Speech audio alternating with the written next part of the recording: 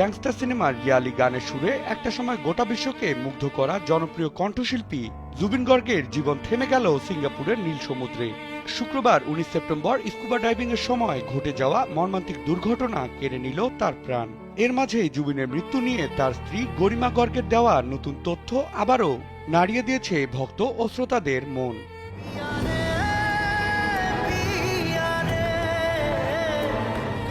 ভারতীয় এক গণমাধ্যমে জুবিনের মৃত্যু নিয়ে প্রতিক্রিয়া দিতে গিয়ে গরিমা বলেন, রোববারই সিঙ্গাপুর থেকে ফেরার কথা ছিল জুবিনের, কিন্তু তা আর হলো না, ওকে হারালাম। জুবিনের স্ত্রী আরো বলেন, স্কুবা করতে গিয়ে ওর মৃত্যু হয়নি। ওই সময় জুবিনের সঙ্গে আরো দুজন ছিল, সিদ্ধার্থ ও শেখর। ওরা তিনজন একসঙ্গে স্কুবা করছিল। ওরা প্রথমে দ্বীপে গিয়ে ফিরে আসে, কিন্তু জুবিন আবার সমুদ্রের জলে সাঁতার কাটতে যায়। সমুদ্রের জলেই হঠাৎ অচেতন অবস্থায় পাওয়া যায় জুবিনকে। চোখের জলে ভাসিয়ে দিলাম মনের ঠিকানা। গরিমার কথা মতে বহু বছর ধরে মৃগীর সমস্যায় ভুগছিলেন জুবিন। সেই সময়ও হয়তো মৃগীর সমস্যা দেখা গিয়েছিল।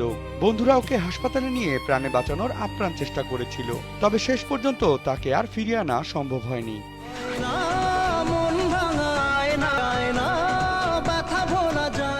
জুবিনের জন্ম হয় মেঘালয়ের তুরায়। ৩ বছর বয়স থেকেই সঙ্গীতের প্রশিক্ষণ নেওয়া শুরু করেন তিনি। মায়ের কাছেই তার প্রথম গান শেখা। পরে ১৯৯২ সালে পেশাগতভাবে গান গাওয়া শুরু করেন তিনি।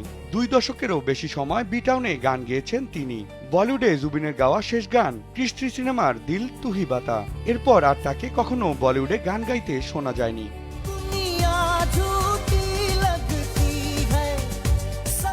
শুধুমাত্র বলিউডেই নয়, আঞ্চলিক সঙ্গীতেও তার ব্যাপক অবদান রয়েছে। বিশেষ করে আসামিয়া ভাষার অসংখ্য জনপ্রিয় গান তাকে আসামের সঙ্গীতের কিংবদন্তিতে পরিণত করেছিল। মৃত্যুকালে জুবিন গর্গের বয়স হয়েছিল ৫২ বছর। সঙ্গীত জগতে তার এই আকস্মিক মৃত্যুতে শোকের ছায়া নেমে এসেছে। শিল্পী ও সহশিল্পী থেকে শুরু করে ভক্তরা সকলেই গভীরভাবে শোকাহত।